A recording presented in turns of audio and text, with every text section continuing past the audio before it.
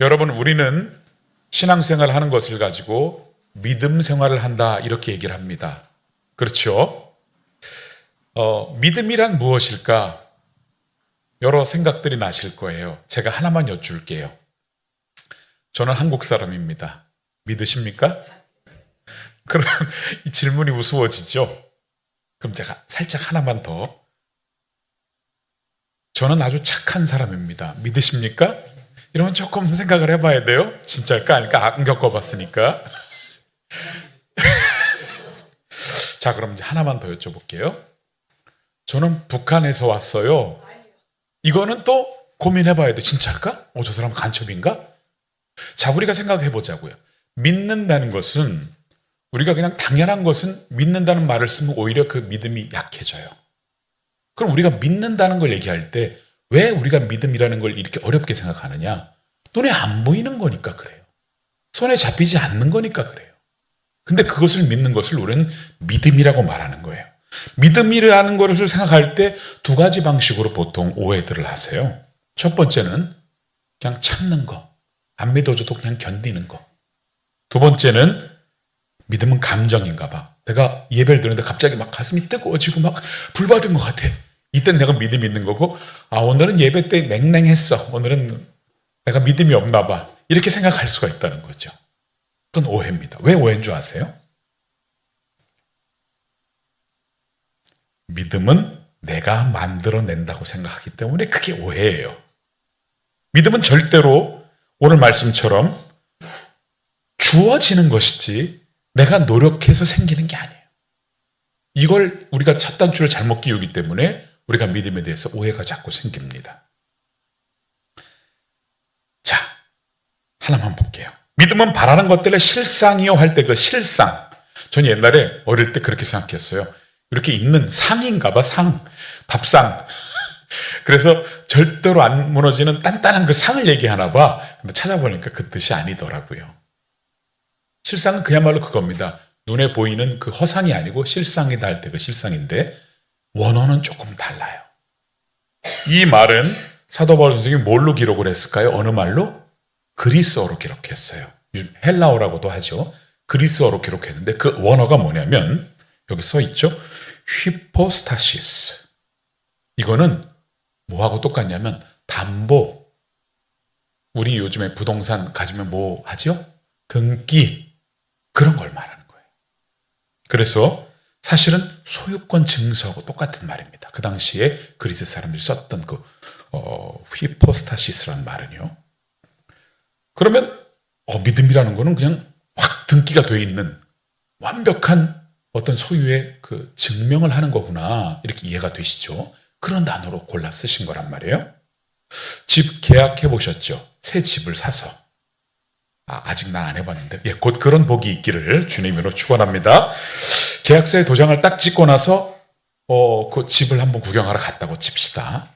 그러면 여러분 이건 내가 계약하기 전이 그러니까 완전히 잔금까지 지불한 게 아니라서 아직은 내 집이 아니야. 그리고 여기 집을 어떻게 인테리어 할지 상상도 하면 안 돼. 이런 분이 있나요?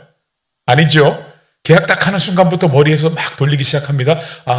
냉장고는 어떤 걸 사서 어디다가 위치해야 되겠고, 싱크대는 어떻게 하면 좋겠고, 장은 붙박이로 할지, 한샘물 갖다가 놓을지, 뭐 이렇게 고민을 하시기 시작한단 말이야. 왜 그렇죠?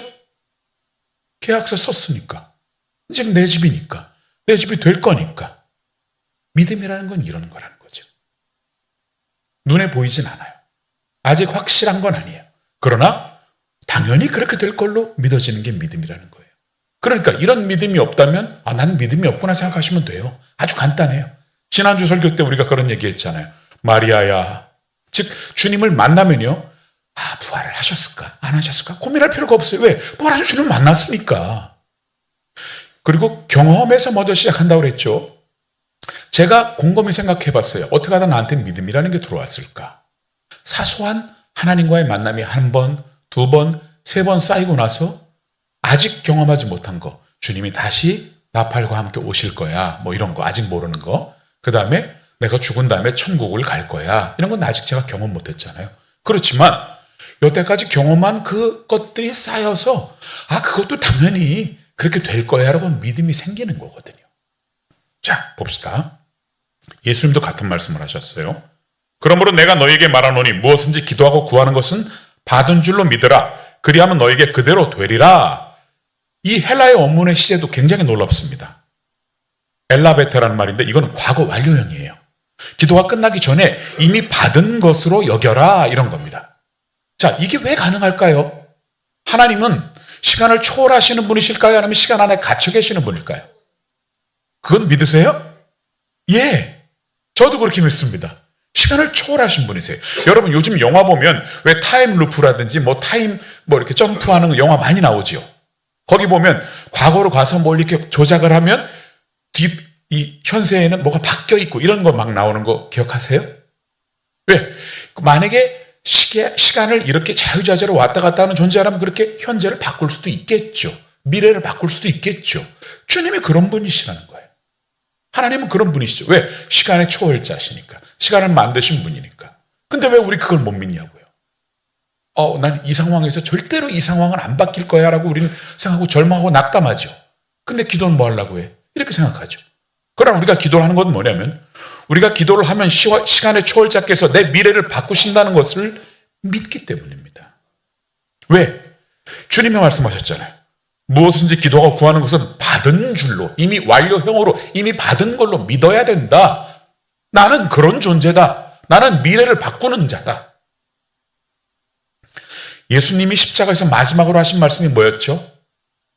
혹시 기억하십니까? 다 이루었다. 그 말은 테텔레스타인데 여기 나오죠? 이게 언제 쓰는 말이냐면 빚을 다 갚았을 때. 여러분 그런 경험 있으세요? 은행에서 돈을 융자를 받았어. 기분 좋게 쫙 쏴준 다음에 다 갚았어. 너무 신나죠? 주님이 그렇게 말씀하셨다니까요. 자, 그럼 거꾸로 봅시다. 주님이 다 갚으셨어요. 뭐를? 사단이 주재하고 있는 이 땅의 권세를 십자가에 달려 돌아가심으로 하늘과 땅의 모든 권세를 다시 되찾아오셨어요. 그렇기 때문에 담대하게 말씀하실 수 있는 거예요. 얘들아, 내가 권리를 다 찾아왔어. 이제 기도하는 거는 그냥 받은 줄로 믿어. 그래서 우리는 어떻게 해야 돼요?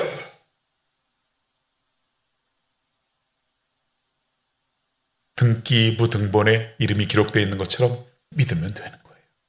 자, 이렇게 해도 잘 믿음이 안 오시죠? 괜찮아요. 주님이 뭐라고 말씀하셨냐면 믿음은 도대체 어디서 오는 것이냐? 오늘 우리가 읽은 말씀에 나와요. 로마서. 그러므로 믿음은 들음에서 나며. 이거는 쉽게 말씀드리면 이런 거예요. 내가 우리 어머니의 아들인 걸 어떻게 믿어요? 우리 어머니가 맨날 말씀하셨거든요. 내 뱃속에서 너를 낳았다. 수도 없이 들었어요, 어머니께. 저는 그 어머니가 하신 말씀이기 때문에 믿는 거죠. 본인이시니까.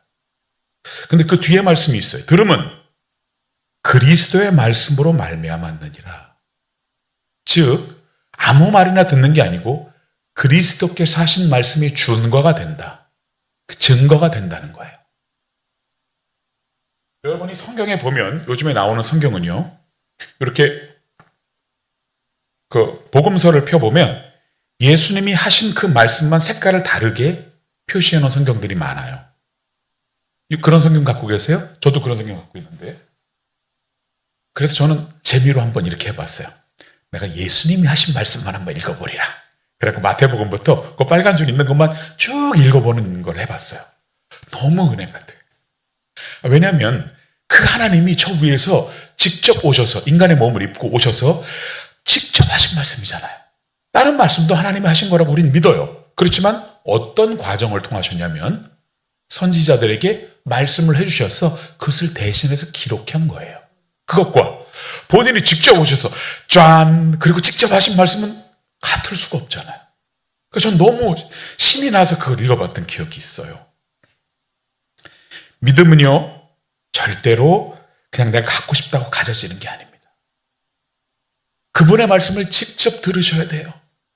우리가 부활절에 들었던 것처럼 마리아가 부활하신 예수님을 직접 만나는 순간 게임 끝 했던 것처럼 우리가 그분에게 자꾸 말씀을 듣고 그분의 말씀대로 했더니 진짜 그렇게 되고 와, 이 말씀은 진짜구나.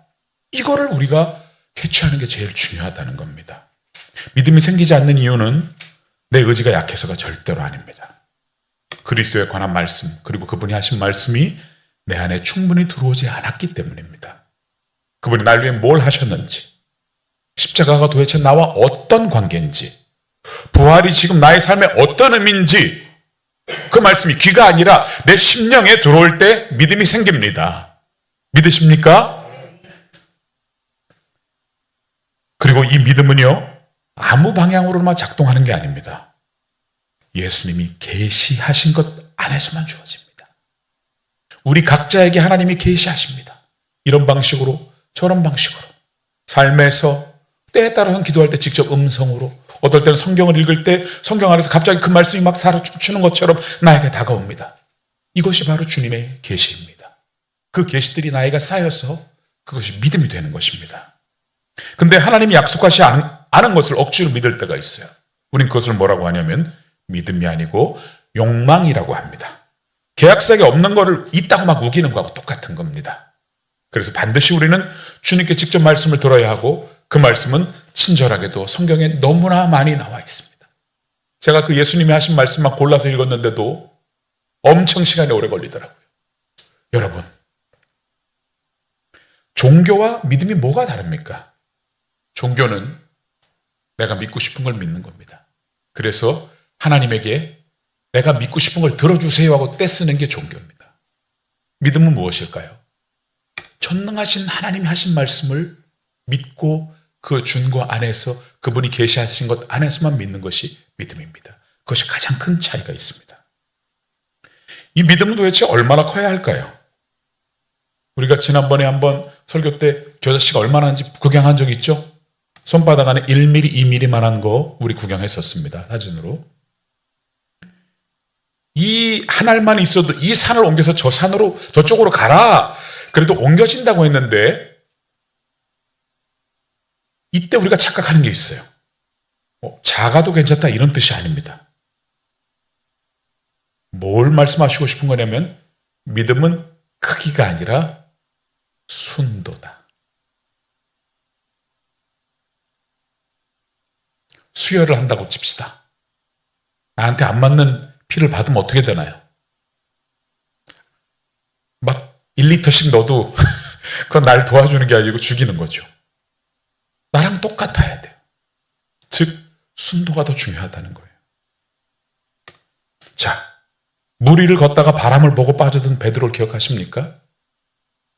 그가 믿음이 없어서 빠졌을까요? 믿음이 없었으면 애초에 물 위를 걷지도 못했죠. 그리고 12제자가 있는데 그 중에 베드로만 그걸 해냈잖아요. 아무도 감히 그 위에 올라갈 마음을 갖지 못했어요. 대단한 믿음이었어요. 근데 중간에 물에 빠지죠. 왜일까요? 믿음 플러스 두려움, 순도가 약해졌다고요. 50%짜리 믿음이었다고요. 그러니까 빠질 수밖에 없었던 거예요. 겨자씨만한 믿음이 산을 옮기는 건 그 씨앗이 특별해서가 아니고요. 믿음의 능력이 그 믿음 자체가 위대해서가 아니고요.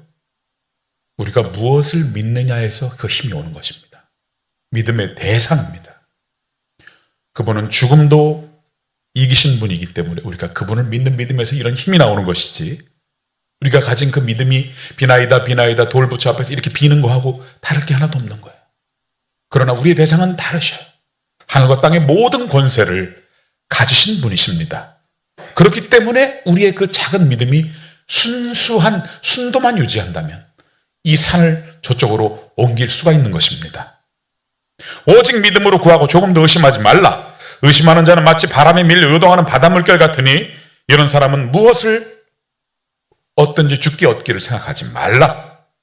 작지만 순수하게 그리스도를 향한 믿음, 그것만이 산을 옮깁니다. 자, 이제 핵심으로 돌아갑니다. 복음을 들었습니다. 말씀을 알고 있습니다. 근데 여전히 믿음이 머리에만 있고 가슴으로 내려오지 않습니다. 이론은 아는데 느낌이 없습니다. 어떻게 해야 할까요? 그 연결고리가 바로 기도입니다. 기도하자 그러면 막 인상부터 쓰시는 분들 있죠. 아우, 난 1분만 하면 할 얘기가 없던데 뭘 하라고 나보고 기도를 하라고 그러는 거야. 막 기도회 가자고 해서 막 30분 앉아있지 1시간씩 기도하자 그러면 도대체 당신은 뭔 얘기를 그렇게 1시간 동안 하세요? 이러고 묻는 분이 있었어요. 여러분, 기도는요, 복음의 진리가 구체적인 믿음의 느낌으로 전환되는 통로입니다. 이게 뭔 얘기냐면요, 제가 예를 하나만 들어드릴게요. 미국 교회에서 실제로 있었던 일이랍니다. 너무 비가 안 오는 거예요. 남부에서. 농사를 져야 되는데 비가 안 오니까 다 같이 특별 기도회를 한 거예요. 우리 수요일 날 모이자. 우리 특별 기도회를 하자. 하나님 비를 내려주십시오. 그리고 다 모였어. 그리고 기도를 막 했어요. 정말 엘부짖었어요. 다 농사꾼들이니까 비 안 오면 큰일 나겠거든. 그래서 막 열심히 했는데 정말로 예배 나가자마자 비가 막 억수로 오는 거예요. 사람들이 막 다 신났어요. 근데 집에 못 가는 거야. 우산이 없어서. 근데 어떤 아이가 하나가 우산을 딱 피고 집에 갔어요. 그 아이는 야, 넌 어떻게 우산을 준비를 했니? 그랬더니 이렇게 얘기했대요. 오늘 비 오도록 기도하는 모임이라고 해서 그럼 끝나면 하나님이 비를 주실 거니까 당연히 우산을 들고 왔죠. 라고 말했다는 거예요. 하나님이 원하시는 기도는 이런 겁니다. 내가 그것을 위해서 구했어. 그럼 그게 당연히 이루어질 것을 미리 땡겨서 믿고 그 느낌을 느껴보는 겁니다. 그리스도의 말씀이 기도를 하는 순간 내 머릿속에 떠오릅니다. 저는 그렇게 기도해요. 여러분도 그렇게 기도하시죠? 하나님, 예를 들어서 하나님 제가 지금 1억이 필요합니다. 급한 거 아시죠? 그럼 저는 어떻게 기도를 하냐면 그걸 구하면서 동시에 그 1억이 나에게 들어왔을 때 그 상황을 느껴보는 거예요. 미리.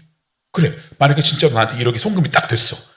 우리 명희가 딱 송금을 쏴줬어. 그래서 1억이 딱 들어왔을 때 내가 그걸 핸드폰에서 딱 액수가 딱 올라온 걸 딱 보고 내가 어떤 느낌일까? 주님 감사합니다. 이제 내 필요한데 빨리 송금을 해줘야지. 뭐 이런 거 있잖아요. 그거를 떠올려 보는 거예요. 미리 기도하면서. 그걸 상상하고 느껴보는 거예요. 여러분, 느낌이 얼마나 중요한 건지 우리 장로님부터 통해서 많이 배웠죠. 느낌이 얼마나 중요한 것인지. 뇌뿐 아니라 우리 느낌을 관장하는 우리의 장기들, 이게 또 딱 코드화가 돼서 우리 안에 있는데 역시 그 느낌도 하나님 앞에서 사용이 된다는 겁니다. 응답받은 느낌을 우리가 느끼면서 하나님 앞에 기도하고 그걸 믿어 드릴 때 이 현실은 바뀌게 되는 놀라운 역사. 이것이 기도의 힘입니다. 여러분, 하나만 또 우리가 이때 반드시 살펴봐야 되는 분이 있어요.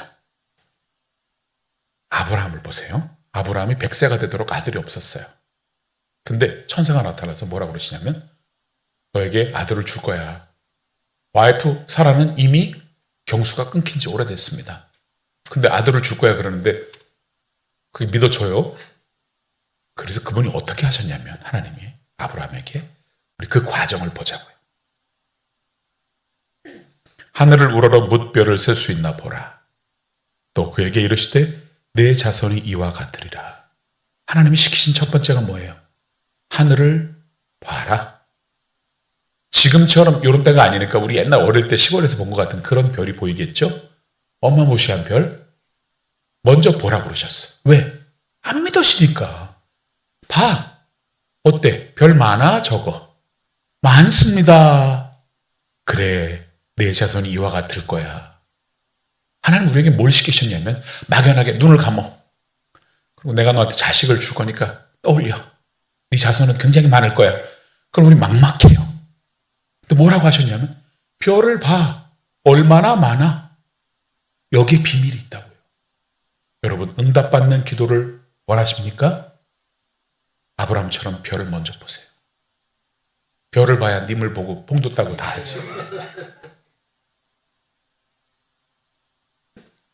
여러분, 간절히 구하는 제목이 있습니까? 내 몸이 너무 아픕니까? 내 몸이 완벽하게 다 나았을 때, 내 몸이 완벽하게 다 나았을 때가 뭘 하고 할까요? 내가 완벽하게 다 나았을 때 지금. 기도 먼저 감사기도 하실 거고, 내가 하고 싶은 일들이 있잖아요. 다 나면 그걸 떠올리시면서 기도를 하시죠. 하나님, 제게 치유함을 주시옵소서. 하나님이 저를 이렇게 치료하시면 전 이렇게 살 거예요. 하나님, 제게 이루고 별을 보시라고. 미리.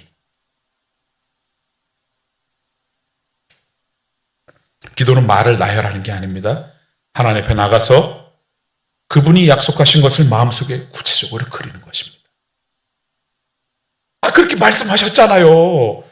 등기부 등본 손에 쥐어주셨잖아요. 별을 보시라고요. 미리 당겨서.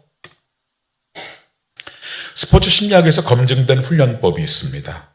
그게 바로 이미지 트레이닝입니다. 들어는 보셨나요? 이미지 트레이닝? 올림픽 금메달리스트들이 공통적으로 다 하고 있는데요. 종목과 상관없이. 심지어는 저는 성악가들에게도 시킵니다. 제 제자들에게. 경기 전에 눈을 감고 자신이 완벽하게 경기를 마치는 장면을 구체적으로 그립니다. 몇 대 몇으로 이길 것까지 다 그리라고 해요. 결승선을 통과하는 느낌, 그 순간의 숨소리, 근육의 감각까지. 신기한 거는요. 뇌는 실제 경험과 생생한 상상을 구별하지 못한다는 겁니다. 이 뇌과학에서 증명된 부분입니다. 상상이 신체에 실제 않은 반응을 만들어냅니다. 하나님은 우리 안에 그 능력을 설계해 놓으셨습니다. 기도 중에 응답된 장면을 구체적으로 우리가 그릴 수 있다면 그건 망상이 아닙니다. 하나님이 설계하신 믿음의 통로인 것입니다. 왜 이것을 사용하지 않으세요? 하나님이 설계하셨는데. 옛날에 조용기 목사님이 그 설교하신 내용을 제가 잠깐 들었는데 이런 얘기를 하시더라고요. 어떤 기도 제목이 있어서 그걸 막 죽도록 계속 하나님께 구하래요. 뭘 딴 말을 해요. 살고 싶으면 하나님 저 살려주세요. 이 얘기만 하지 뭔 딴 얘기를 자꾸 하니 해. 그런 얘기를 하시는 거예요. 진실하게 네 얘기를 해. 하나님 앞에 구했어요. 계속 구하다 보면 어느 순간 진짜로 난 것 같은 느낌이 들기 시작한대. 그럼 응답 받은 거니까 그만하고 집에 가시면 된대. 이런 얘기를 하셔서 되게 은혜 받은 적이 있어요. 그래요. 우리가요 어떤 기도 제목을 놓고 계속 간구를 할 때 하나님이 그런 느낌을 주실 때가 있어요. 완전히 다 났다. 혹은 내가 그 금전적인 문제를 해결했다. 혹은 어떤 필요한 것들을 다 이룬 것처럼 느낌이 올 때가 있어요. 그러면 기도가 상달되었다라고 보면 맞다는 거예요. 저도 그렇게 생각합니다. 여러분, 이 상상이 기도 안에서 정말 깊어지잖아요. 그럼 정말로 어느 순간 이상한 일이 일어납니다. 마음속에 설명하기 어려운 평안이 찾아옵니다. 조금 전까지 막 불안했어요. 그렇지만 이유 없는 감사가 올라옵니다. 조금 전까지 불평했어요. 근데 기도를 하면 이렇게 평안이 오고 감사가 올라오고 조용한 확신이 생깁니다. 이것이 기도 응답의 약속입니다. 보증서입니다. 로마서 8장 16절에 이렇게 말씀하십니다. 성령이 친히 우리의 영과 더불어 우리가 하나님의 자녀인 것을 증언하시나니. 이 느낌은 우리가 만들어내는 게 아닙니다. 물론 우리가 만드는 느낌도 있어요. 그거 구별하셔야 합니다. 성령께서 우리의 심령에 직접 주시는 증언입니다. 그리스도께서 이미 이루신 것을 기도 중에 믿음으로 붙들 때 성령께서 그것이 사실임을 우리 영에 확인시켜 주십니다. 히브리서 11장 6절 아까 우리가 읽었던 말씀 중에 이런 말씀이 있습니다. 믿음이 없이는 하나님을 기쁘시게 하지 못하나니 하나님께 나아가는 자는 반드시 그가 계신 것과 또한 그가 자기를 찾는 자들에게 상 주시는 분이심을 믿어야 한다. 여기 보면 기둥이 2개 있죠. 믿음의 2가지 기둥. 첫 번째, 그가 계시다는 사실을 믿어라. 2번째는 그가 자기를 찾는 자들에게 나 귀찮다고 하는 게 아니고 상 주신다. 제가 이 예를 들을까 해요. 저희 집 강아지가 그렇게 따라다녀요. 여러분도 그러시죠? 강아지가 자꾸 주인만 따라다니죠. 그러면 밉다고 할 때도 있어요. 귀찮아서 너무 귀찮을 때가 있어요. 그렇지만 대부분은 그렇게 따라다니면 뭘 하죠? 간식을 꺼내서 상을 줘요. 왜? 이 세상에 누가 날 그렇게 따라다니고 좋아하냐고. 그러니까 너무 그게 고마워서 상을 주게 돼 있어요. 강아지를 키우다 보면. 여러분, 우리가 강아지란 뜻이 아니에요. 하나님은 뭐라고 말씀하시냐면 일단 내가 눈에 보이지 않지만 존재한다는 사실을 믿어라. 2번째는 내가 여기 있다는 사실을 믿는 것뿐 아니라 나에게 간절히 찾고 나에게 뭔가를 구하는 걸 나는 기뻐한다. 나는 오히려 상을 준다. 나는 귀찮아하지 않는다. 얘들아, 나를 찾으면 나는 오히려 상을 줄 거야. 나를 찾아. 라고 말씀하신다는 거예요. 그가 계신 것을 믿는 것, 그리고 그가 자기를 찾는 자에게 상 주시는 이심을 믿는 것, 이 두 확신은 어디서 올까요? 복음입니다. 하나님이 독생자를 내주셨다는 사실이, 그리고 그분이 우리에게 관심이 없다는 그런 의심을 사단은 계속해서 우리에게 주는데, 이걸 원천적으로 차단하는 겁니다. 로마서 8장 32절입니다. 자기 아들을 아끼지 아니하시고 우리 모든 사람을 위하여 내주시니가 어찌 그 아들과 함께 모든 것을 우리에게 주시 아니하겠느냐. 아들을 주신 하나님이 나머지를 안 주실 이유가 없습니다. 가장 큰 것을 이미 주셨습니다. 그러므로 하나님 내 기도를 외면하시지 않을까? 혹시 이런 기도는 하나님이 싫어하시지 않을까? 너무 이기적이라고 생각하지 않으실까? 이런 의심은 십자가 앞에서 설 자리가 없습니다. 여러분 믿자고요. 하나님이 계신 것과 그가 자기를 찾는 이들에게, 그가 자기를 찾아서 와서 구하고 부탁하는 그런 모든 이들에게 오히려 상을 주기를 원하신다는 사실을 믿자고요. 하나님을 기쁘시게 하는 것은 우리가 완벽하게 살아야 된다는 뜻이 아닙니다. 그럴 수 있으면 그렇게 사세요. 그렇게 노력하시자고요. 그렇지만 그가 말씀하시기를 우리가 완벽하게 살 수 없다는 것을 당신이 아신다고 했습니다. 우리는 근본적으로 안 돼요. 아무리 노력해도 안 된다는 거 아셔요. 그걸 우리에게 원하시는 게 아니에요. 그런 삶을 살려고 하면 바리새인밖에 안 되는 겁니다. 딱 하나, 그분을 신뢰하는 거. 믿음이 없이는 하나님 앞에 나아갈 수 없습니다. 그러나 뒤집어 말하면 믿음 하나면 충분합니다. 삶이 엉망이어도, 과거가 부끄러워도, 기도가 서툴러도 그분이 계심을 믿고 그분이 들으심을 믿고 그분 앞에 나가는 것, 바로 그것이 하나님을 기쁘시게 한다는 겁니다. 이 사실이 없으면 우리는 어떻게 되냐면 자꾸 하나님 앞에서, 사람 앞에서 우리를 증명하려고 해요. 불의 전차라는 영화를 혹시 아십니까? 에릭 리들이라는 사람의 실제 이야기를 영화로 만든 거죠. 파리 올림픽의 금메달리스트였던 에릭 리들 얘기입니다. 에릭 리들과 헤럴드 에이브럼스라는 두 사람이 100m 달리기 영국 국가대표 선수였어요. 헤럴드 에이브럼스는 귀족 자제예요. 에릭 리들은 스코틀랜드 출신의 선교사 아들이에요. 아버지, 어머니는 중국에 가 계셔. 그리고 아버지의 유지를 받들어 자기도 또 선교사, 신학교를 가서 선교사가 되기 위해서 준비하고 있는 청년이에요. 근데 달리기를 너무 잘해. 그래서 영국 전체에서 항상 1등을 해요. 그리고 기록상으로 전 세계 1등이에요. 이분이 파리 올림픽을 출전했는데 딱 보니까 예선을 주일날 시작해. 그래서 난 못 뛰어요. 그리고 그냥 교회 갔어. 설교하러. 파리의 그 영국인 공동체 교회에 갔어요. 심지어는 왕자까지 와서 설득을 해요. 무슨 소리야, 네가 뛰어줘야지. 너무 편협해. 네 신앙은 이상해. 이렇게 왕자가 얘기를 했어요. 아니에요. 제가 그래도 명색이 선교사 지망생인데 제가 주일날 뛰면 되겠습니까? 에이브럼스 잘 뛰니까 에이브럼스한테 뛰라고 하세요. 그리고 자기는 설교하러 갔어요. 진짜로. 신문에 난리가 났습니다. 매국노라고, 저렇게 편협한 신앙인이라고. 근데 다행스러운 것은 뭐냐면 에이브럼스가 금메달을 따요. 그래서 욕을 좀 덜 먹었어. 근데 친구들이 이 친구 너무 아까운 거야. 같이 한 선수들이. 400m 기회를 좀 줍시다. 근데 여러분 아시죠? 100m 선수가 400m 뛰면 돼요, 안 돼요?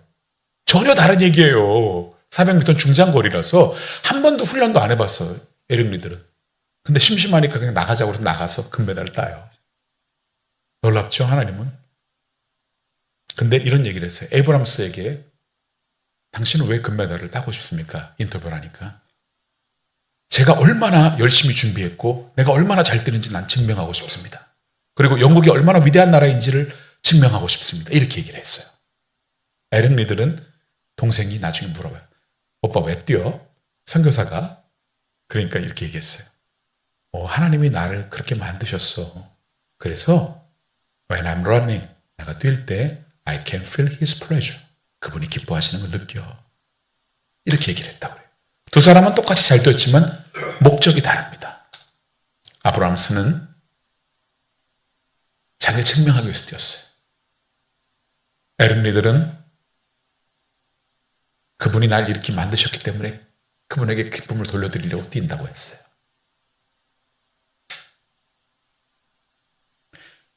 요한복음 3장 18절은 이렇게 말씀하십니다. 그를 믿는 자는 심판을 받지 아니하는 것이요 믿지 아니하는 자는 하나님의 독생자 이름을 믿지 아니하므로 벌써 심판을 받은 것이니라. 믿지 않는 것은요, 미래의 심판을 예약한 것이 아닙니다. 빛이신 그리스도 앞에서 지금 어둠을 선택하고 있는 것이고 생명의 근원에서 지금 스스로 돌아선 있는 것입니다. 반대로 그분께 향하는 것, 그분께 믿음으로 나가는 것, 이미 심판에서 생명으로 이동된 것입니다. 이제 말씀 전체를 정리할 시간이 됐죠. 이 시간만 기다리시나요? 믿음은 내가 만들어내는 게 아닙니다. 그리스도의 말씀이 들려올 때 성령께서 그 말씀을 통해서 내게 믿음을 주십니다. 우리가 이미 받은 것처럼 완료형으로 믿을 수 있는 것은 그 우산을 들고 왔던 아이처럼 그리스도께서 십자가에서 이미 값을 다 치르셨기 때문입니다. 다 이루었다. 이것이 우리 믿음의 근거입니다. 믿음은 크기가 아니라 순도입니다. 겨자씨 한 알이라도 오직 그리스도만을 향해 순수한 믿음이라면 산을 옮깁니다. 그분이 죽음도 이기셨기 때문입니다. 그리고 기도는 그 복음의 진리가 구체적인 느낌으로 전환되는 통로입니다. 기도 중에 하나님이 약속하신 것을 이미 받은 것처럼 마음속에 그려보십시오. 아브라함이 별을 바라보며 약속을 상상했듯이 우리도 기도 안에서 응답된 장면을 먼저 경험할 수 있습니다. 믿음은 기도 안에서 미래를 미리 당겨와서 느끼는 것입니다. 하나만 더 말씀드리고 마치겠습니다. 어린 딸이 생일이 됐습니다. 아빠, 나한테 생일 선물 뭘 줄 거야? 네가 좋아하는 아이패드 사줄게. 와! 아이가 이상한가요? 그 아이는 왜 미리 기뻐할 수 있었을까요? 아빠가 아이패드를 사줄 수 있다는 능력이 있다는 걸 믿었고요. 아빠는 항상 나에게 한 약속을 꼭 지키시는 분이라는 것을 알기 때문에 기뻐할 수 있었어요.